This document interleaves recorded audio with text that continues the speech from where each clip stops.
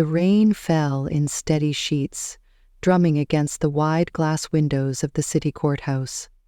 Inside, Leo Harper, a 25-year-old environmental science student, adjusted his borrowed blazer, the fabric slightly too tight round his shoulders. His reflection in the glass revealed a young man with tired hazel eyes and a faint shadow of stubble on his face. There was a nervous energy about him, as though he was caught in the wrong story. Standing beside him, Sophie Caldwell, a 71-year-old billionaire CEO, radiated an air of unwavering authority. Dressed in an immaculate ivory suit adorned with understated jewelry, she was the embodiment of elegance and power. Her silver hair was swept back neatly, and her piercing blue eyes seemed to dissect everyone and everything around her. To the world, they were an odd pair, their union a source of rumors and suspicion. For Leo, this arrangement was a lifeline, a chance to escape a life of constant struggle. "Are you ready?" Sophie asked, her tone calm and decisive, leaving no room for hesitation. Leo nodded, swallowing hard. "Yes, ma'am." Her lips curved into a faint smile. "Not ma'am. Sophie, you'll need to get used to that." 7 days earlier, Leo had been just another student trying to juggle part-time work and looming deadlines at the university. His passion for environmental conservation had always been his driving force, but passion didn't pay the bills. At a university-hosted seminar on climate change, he was merely another face in the crowd, taking notes and dreaming of making a difference. The seminar's keynote speaker was none other than Sophie Caldwell, a titan in the corporate world, known for her investments in green energy and sustainability. Her speech was riveting, part inspiration, part business strategy, and entirely commanding. Yet what happened after her talk shocked Leo the most. As the attendees mingled, Sophie approached him, singling him out from a room full of accomplished professionals. "Leo Harper," she said, her voice firm yet oddly inviting. "I've heard about your work on sustainable urban farming. Impressive." Leo stammered a reply, unsure why someone like her would bother speaking to him. Sophie didn't waste time. "You have potential," she continued, her piercing gaze locking onto his. "With my guidance, you could make a real impact. But I need something from you in return." "What is it?" he asked, his voice barely audible. "Marriage," she said simply, as though proposing a business deal. Sophie laid out the terms: financial stability, a guaranteed position at her company, and access to a world of influence and resources. The catch? He had to leave his old life behind and commit fully to the arrangement. Desperation overpowered hesitation. Within days, Leo found himself signing a contract that felt more like a pact with fate. The sprawling mansion came into view as the car wound its way up the rain-slicked driveway. Perched atop a hill overlooking the city, the estate was an architectural marvel, blending Gothic spires with modern grandeur. Thick vines crawled along its stone walls, giving it the appearance of a fortress.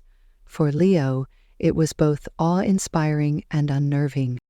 The first night passed uneventfully. After an elaborate dinner where Sophie barely spoke, she retired to her private quarters, leaving Leo to wander the mansion alone. The corridors seemed endless, lined with oil paintings of stern-faced ancestors whose eyes seemed to follow him. Despite the opulence, the atmosphere felt cold, almost suffocating. The next morning, as Leo sat in the dining hall picking at a lavish breakfast he couldn't stomach, a soft voice interrupted his thoughts. "Good morning, Mr. Harper," said Estelle, the housemaid assigned to assist him. Estelle was strikingly beautiful, with warm brown eyes, soft auburn hair neatly tied back, and a kindness in her expression that stood out against the mansion's oppressive ambiance. "If there's anything you need, please don't hesitate to ask," she added, her voice gentle. Leo forced a smile. "Thank you, Estelle. I'm just adjusting to all this." She nodded, her gaze lingering on him briefly before she turned to leave. There was something about her, a quiet strength, that made Leo feel less alone. By the third day, however, his unease began to grow. Sophie was often absent, attending business meetings she never elaborated on. The staff avoided eye contact, and the mansion's grandeur felt more like a gilded cage. Curiosity led Leo to the West Wing, a section Sophie had explicitly warned him was off-limits. The air was heavier there, carrying a faint metallic scent. At the end of a dim corridor, he found a door slightly ajar. Inside, boxes labeled with meticulous handwriting caught his eye. One box read, "Marriages." His pulse quickened as he rifled through faded photographs, old marriage certificates, and yellowed newspaper clippings. Each item revealed a pattern. Sophie had been married 4 times before, and each husband had mysteriously disappeared. A noise in the hallway made his heart stop. Hastily shoving the documents back, Leo slipped out of the room, narrowly avoiding Estelle, who was carrying a tray of linens. "Forgive me, sir," she said, startled. Leo managed a weak laugh. "This place is like a maze." But deep down, he knew he was beginning to unravel a dangerous secret. That evening, Leo sat across from Sophie in the grand dining hall. The long table, adorned with crystal and silver, seemed to stretch endlessly between them. The flicker of candlelight cast eerie shadows on the walls, amplifying his growing unease. Summoning his courage, Leo broke the silence. "Why didn't you tell me about your previous marriages?" His voice was steady, though his hands trembled beneath the table. Sophie looked up from her plate, her piercing blue eyes locking onto his. For a moment, the room felt impossibly still. Then she smiled faintly, a smile that sent a chill down his spine. "Because it's irrelevant," she said coolly. "The past is the past, Leo. It has no bearing on us." But Sophie's tone sharpened, cutting him off. "I suggest you focus on the future. Our future." The message was clear, no further questions. Leo nodded reluctantly, though his doubts were far from settled. Over the next few days, Sophie's behavior grew increasingly erratic. She would disappear for hours without explanation, leaving Leo alone in the cavernous mansion. The warmth she had shown at the start was replaced by cold, calculated detachment. The staff, once cordial, now avoided him entirely. One night, as Leo lay in bed, a faint rustling under his door caught his attention. Slipping out of bed, he found an envelope pushed through the crack. Inside was a single sheet of paper with hastily scrawled handwriting. "Meet me in the servants' quarters at midnight. Trust no one." The note was unsigned, but Leo instantly recognized the neat, looping script. It was from Estelle. As the clock struck midnight, Leo crept through the darkened halls, his heart pounding with each step. The mansion seemed alive with shadows, its stillness amplifying every creak of the floorboards. When he reached the modest servants' quarters, Estelle was waiting, her face pale but resolute.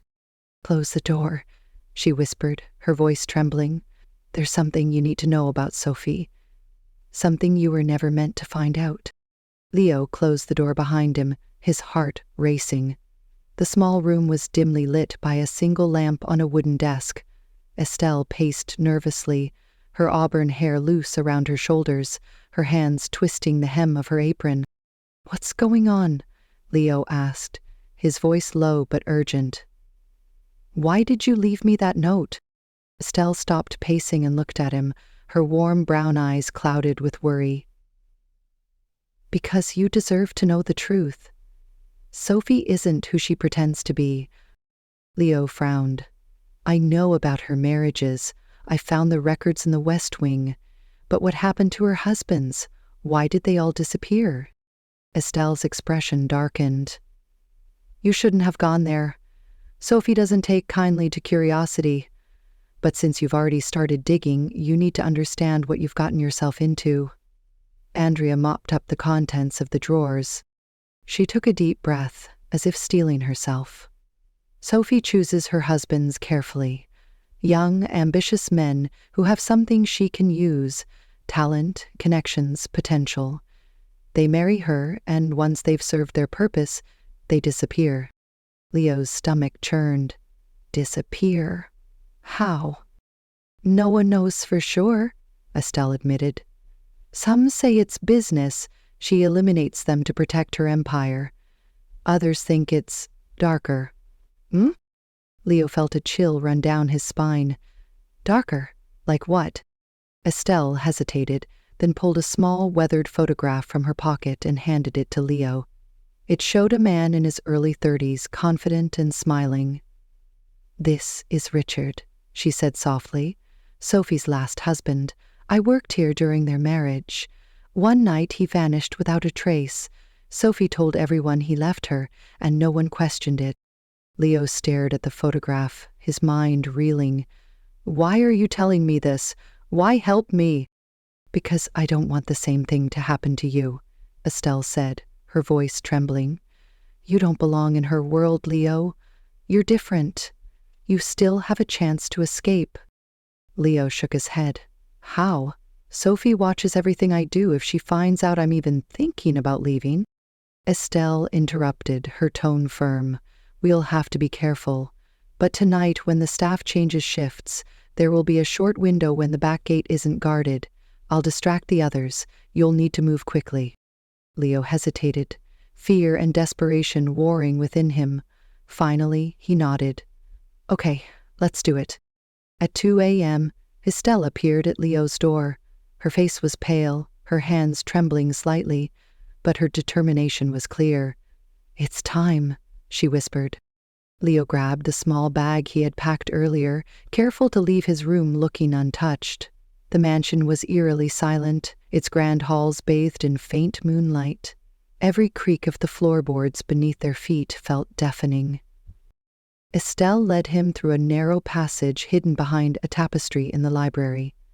This leads to the kitchen, she explained in hushed tones. From there, it's a straight path to the back gate. The passage was dark and musty, its air thick with the scent of old wood and dust. As they emerged into the pristine kitchen, Estelle paused to check the hallway beyond. All clear, she whispered. They moved quickly, the cool night air greeting them as they approached the back gate. True to Estelle's word, the gate was unlocked. She glanced over her shoulder, her warm brown eyes meeting Leo's. Go, she urged. I'll cover for you. Leo hesitated, the weight of gratitude and fear heavy in his chest. What about you? Won't she suspect you? Estelle gave him a faint, sad smile. I'll manage. Just promise me you'll get far away from here. Leo nodded, his throat tight. Thank you, Estelle. For everything. With one last look, he slipped through the gate and into the dense woods surrounding the estate. The air was damp, filled with the scent of earth and leaves. He didn't stop running, his bag bouncing against his back, his breaths coming in sharp, ragged gasps. After what felt like hours, Leo stumbled into an industrial area on the outskirts of the city. The abandoned warehouses loomed around him, their windows shattered and walls rusted. He spotted a faint light emanating from one of the buildings and approached cautiously. Inside, he found Victor, a man in his late 40s with unkempt hair and a weary expression. You're the new one, Victor said, his voice low. It wasn't a question. Leo nodded. Estelle sent me. Victor gestured for him to sit. The small room was cluttered with papers and photographs, a large corkboard on the wall covered in red strings connecting various pieces of information. At the center was a photo of Sophie. She told me you've been gathering evidence, Leo said. Victor nodded grimly. Sophie isn't just dangerous, she's untouchable. But together, we might stand a chance. 3 days later, Leo, Victor, and Estelle met at a nondescript cafe on the edge of the city to finalize their plan. Victor had spent years collecting evidence of Sophie's dealings, but with Leo's first-hand experiences and Estelle's inside knowledge, the puzzle was finally complete. We're going public, Victor said, sliding a USB drive across the table. This has everything: financial transactions, ties to organized crime, and even a statement from one of her former associates. It's enough to make people listen. Estelle looked at Leo, her expression a mix of worry and hope. Once this goes out, Sophie will come after all of us. Are you ready for that? Leo nodded firmly. She's destroyed too many lives. It has to stop. The next day, Victor and Leo stood side by side at a press conference arranged by Laura Kane, an investigative journalist who had agreed to expose Sophie. Cameras flashed as the evidence was presented: offshore accounts, incriminating emails, and even photos of Sophie with her previous husbands, men who had vanished under mysterious circumstances. As reporters bombarded them with questions, Laura took the stage. "This is just the beginning of uncovering the truth about Sophie Caldwell," she announced. The story spread like wildfire, capturing national attention. Sophie's once untouchable reputation began to crumble. Legal investigations were launched, and her powerful allies scrambled to distance themselves. But Sophie didn't go down quietly. That evening, Leo received a chilling text on his burner phone. "You think you've won? This isn't over." For the first time, Leo wasn't afraid. With Estelle and Victor by his side, he felt stronger than ever. In the weeks that followed, Sophie's empire began to crumble under the weight of public scrutiny. Investigations unearthed years of corruption, and more people came forward with stories of her ruthless tactics.